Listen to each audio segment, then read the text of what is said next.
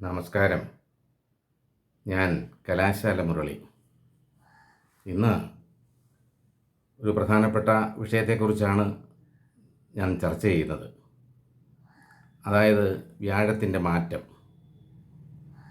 2026 June 2 രാത്രി 1:48 വ്യാഴം മിഥുനക്കൂറിൽ നിന്നും കർക്കിടകക്കൂറിലേക്ക് മാറുകയാണ്. അത് വളരെ പ്രധാനപ്പെട്ട ഒരു മാറ്റമാണ്. എല്ലാ ഗ്രഹങ്ങൾക്കുമൊക്കെ മാറ്റങ്ങൾ ഉണ്ടാകാറുണ്ട്. പക്ഷേ ഈ മാറ്റം വളരെ പ്രധാനമാണ്. കാരണം വ്യാഴത്തിൻ്റെ ഉച്ചരാശിയായ കർക്കിടകത്തിലേക്കാണ് വ്യാഴം മാറുന്നത്. ഇത് ഇനിയും അടുത്ത 12 വർഷങ്ങൾക്ക് ശേഷമേ ഈ ഒരു മാറ്റം ഉണ്ടാവുകയുള്ളൂ. കാരണം കർക്കിടകൻ രാശിയിലേക്ക് ഇനിയും വ്യാഴം വരുന്നത് 12 വർഷങ്ങൾക്ക് ശേഷമാണ്. ഉച്ചരാശിയാണ് പൂർണ്ണ ഫലം പ്രദാനം ചെയ്യാൻ കഴിയും. അപ്പോൾ ആ മാറ്റം ഏതൊക്കെ രാശികളെ ഏതൊക്കെ രീതിയിൽ സഹായിക്കും, എല്ലാ നക്ഷത്രങ്ങൾക്കും ഈ സഹായം ഉണ്ടാകും, അത് ഏതൊക്കെ വിധത്തിലാണ് എന്നാണ് നമ്മൾ മനസ്സിലാക്കേണ്ടത്. വ്യാഴമെന്ന് പറയുന്നത് ദേവഗുരുവാണ്. ബൃഹസ്പതി എന്നാണല്ലോ വിളിക്കുന്നത്. ആർക്കും ഒരു ദോഷവും ചെയ്യില്ല. എല്ലാവരെയും സഹായിക്കാനായി മുന്നിട്ടിറങ്ങി നിൽക്കുന്ന ഒരു മഹാഗുരുവാണ് വ്യാഴം.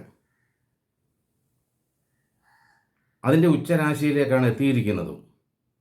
അതുകൊണ്ട് പൂർണ്ണമായ ശക്തി എല്ലാ ഗ്രഹങ്ങൾക്കും കിട്ടും.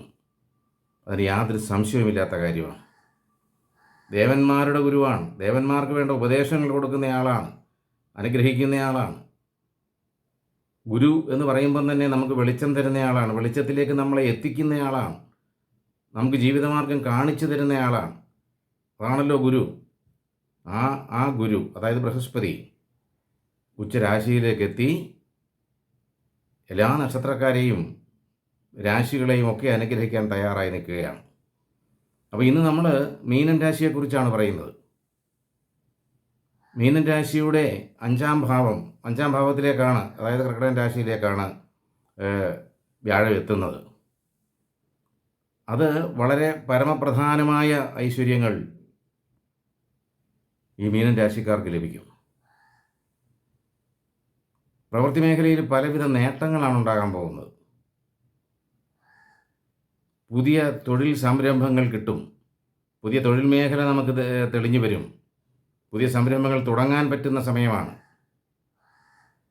അങ്ങനെ എല്ലാവിധ ഐശ്വര്യങ്ങളും ഈ മീനക്കൂറുകാർക്ക് കിട്ടുകയാണ്. മീനക്കൂറെന്ന് പറയുമ്പോൾ പൂരിട്ടാതി, കാല്, ഉത്രട്ടാതി, രേവതി എന്നീ നക്ഷത്രങ്ങളാണ് ഈ മീനക്കൂറിലുള്ളത്. അവർക്ക് മാത്രമല്ല, 27 നക്ഷത്രങ്ങൾക്കും അതിൻ്റേതായ ഓരോ വിധത്തിലുള്ള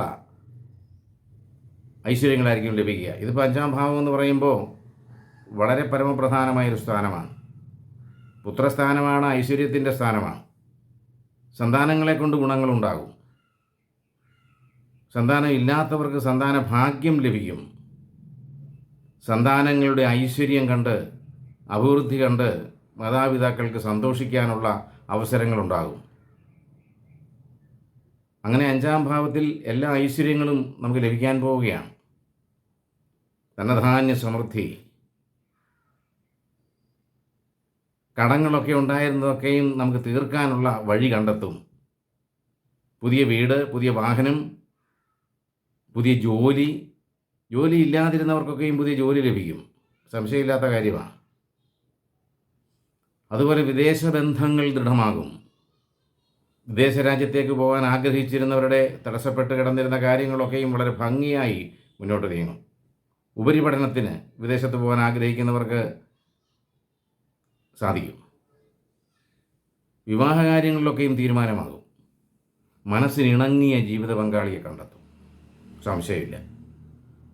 പ്രണയബന്ധങ്ങളൊക്കെ ദൃഢമാവുകയും അത് വിവാഹം കഴിക്കാനുള്ള സാഹചര്യങ്ങൾ ഒരുക്കി ആ പ്രണയിതാക്കൾക്ക് വേണ്ടുന്ന എല്ലാ ഐശ്വര്യങ്ങളും സാഹചര്യങ്ങളും ഒക്കെ വിവാഹത്തിന് വേണ്ടി കിട്ടും. തടസ്സങ്ങളൊക്കെ മാറുകയാണ്. പലരും വിവാഹത്തിന് വേണ്ടി ശ്രമിച്ചിട്ട് നടക്കാതിരിക്കുന്ന ഒരു കാലഘട്ടം ആയിരുന്നു. ഈ വ്യാഴത്തിൻ്റെ ഈ പ്രസൻസോടുകൂടി അതൊക്കെയും നമുക്ക് മാറിക്കിട്ടുകയാണ്. അപ്പോൾ നമ്മളെ സഹായിക്കാനായിട്ട് വ്യാഴം നിൽക്കുമ്പോൾ അത് നമ്മൾ ഉപയോഗിക്കണം. വ്യാഴം ഇങ്ങനെ നിൽക്കും, നമ്മളെ സഹായിക്കും, അതുകൊണ്ട് നമ്മൾ കൈയും കെട്ടി ഇരുന്നാൽ മതി എന്ന് പറയുന്നതിൽ അർത്ഥമില്ല. നമ്മൾ ആത്മാർത്ഥമായും പരിശ്രമിക്കണം, അധ്വാനിക്കണം. ആ അധ്വാനത്തിൻ്റെ ഫലം വ്യാഴം നമുക്ക് തരും. അതിന് യാതൊരു സംശയവുമില്ല. നമ്മൾ എത്ര അധ്വാനിക്കുന്നു അതിൻ്റെ 3 ഇരട്ടി ഫലമായിരിക്കും നമുക്ക് കിട്ടുക.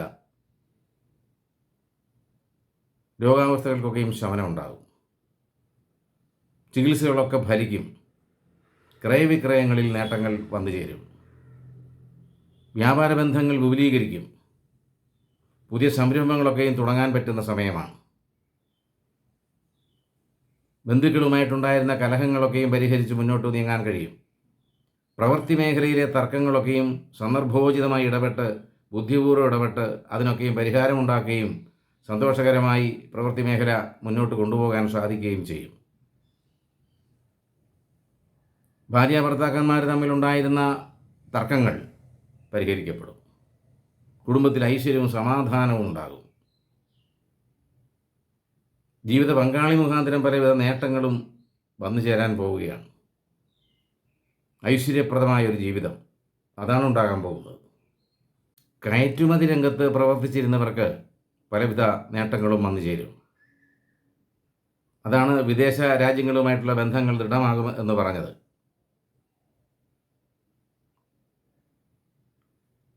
വ്യാപാര ബന്ധങ്ങൾ കൂടുതൽ വിദേശ രാജ്യങ്ങളിലേക്ക് വ്യാപിപ്പിക്കാനും അവരിൽ നിന്നും കൂടുതൽ സഹായങ്ങൾ നമുക്ക് ഇങ്ങോട്ട് കിട്ടാനും ഒക്കെയുള്ള എല്ലാ സന്ദർഭങ്ങളും വന്നു ചേരും. ഊഹക്കച്ചവടം, ലോട്ടറി തുടങ്ങിയ മേഖലകളിൽ നല്ല നേട്ടങ്ങളൊക്കെയും ഉണ്ടാകാൻ പോവുകയാണ്. കടബാധ്യതകളൊക്കെയും തീർക്കാൻ കഴിയും. കിട്ടാക്കടം തിരികെ ലഭിക്കും. ഇതുവരെയും കിട്ടത്തില്ല എന്നൊക്കെ ധരിച്ചിരുന്ന കൈവിട്ടുപോയ ധനം അത്ഭുതകരമായി നമ്മുടെ കയ്യിലേക്ക് വരാൻ പോവുകയാണ്. വീടിൻ്റെ അറ്റകുറ്റപ്പണികളൊക്കെ തീർത്ത് ഭംഗിയായ രീതിയിൽ ജീവിക്കാനുള്ളൊരു സാഹചര്യം ഉണ്ടാകും. പരീക്ഷകളിലും ഇൻ്റർവ്യൂകളിലുമൊക്കെ ഉന്നത വിജയം കരസ്ഥമാക്കും. പ്രവൃത്തി മേഖലയിൽ മേലധികാരികളുടെ പ്രീതി ഉണ്ടാവുകയും പ്രമോഷൻ സാധ്യതകളൊക്കെ വർദ്ധിക്കുകയും ധനാഗമ മാർഗങ്ങൾ കൂടുതൽ ലഭിക്കാനുള്ള അവസരങ്ങൾ വന്നു ചേരുകയും ചെയ്യും. അതുപോലെ പ്രവൃത്തി മേഖലയിൽ സർക്കാരിൻ്റെ അംഗീകാരങ്ങളൊക്കെയും ലഭിക്കും. കലാകാരന്മാർക്കും സാഹിത്യകാരന്മാർക്കും ഒക്കെ സൽകീർത്തി ബഹുമാനം ലഭിക്കും. പൊതുരംഗത്ത് പ്രവർത്തിക്കുന്നവർക്ക് പുതിയ സ്ഥാനമാനങ്ങൾ ലഭിക്കുകയും അധികാര സ്ഥാനങ്ങളൊക്കെ കയ്യിൽ വന്നു ചേരുകയും ചെയ്യും. ജനസ്വാധീനം വർദ്ധിക്കും. മംഗളകർമ്മങ്ങൾക്ക് നേതൃത്വം നൽകും. പുണ്യസ്ഥലങ്ങളൊക്കെയും സന്ദർശിക്കും. ആധ്യാത്മിക പ്രവർത്തനങ്ങളിൽ കൂടുതൽ പ്രവർത്തിക്കാനുള്ള മനസ്സുണ്ടാവുകയും ആധ്യാത്മിക കേന്ദ്രങ്ങളിൽ പോയി ദർശനം നടത്താൻ ഉള്ള സാഹചര്യം വന്നു ചേരുകയും ചെയ്യും. അയൽബന്ധങ്ങളൊക്കെയും ദൃഢമാകും. പ്രയത്നത്തിനനുസരിച്ച് പ്രതിഫലം ലഭിക്കും. ഭാഗ്യാനുഭവങ്ങളൊക്കെയും ദൃഢമാകും. സഹായസ്ഥാനങ്ങൾ വർദ്ധിക്കും. അങ്ങനെ ഐശ്വര്യപ്രദവും സന്തോഷപ്രദവുമായ അനുഭവങ്ങളായിരിക്കും ഈ മീനക്കൂറുകാർക്ക് ഉണ്ടാവുക. മീനക്കൂറുകാർക്ക് മാത്രമല്ല, എല്ലാ നക്ഷത്രങ്ങൾക്കും അതിൻ്റേതായ ഐശ്വര്യവും സമാധാനവും ഒക്കെ വന്നു ചേരും. അങ്ങനെ ഐശ്വര്യപ്രദമായ ഒരു ജീവിതം മുന്നോട്ട് കൊണ്ടുപോകാൻ ജഗദീശ്വരൻ അനുഗ്രഹിക്കട്ടെ എന്ന് പ്രാർത്ഥിച്ചുകൊണ്ട് നന്ദി, നമസ്കാരം.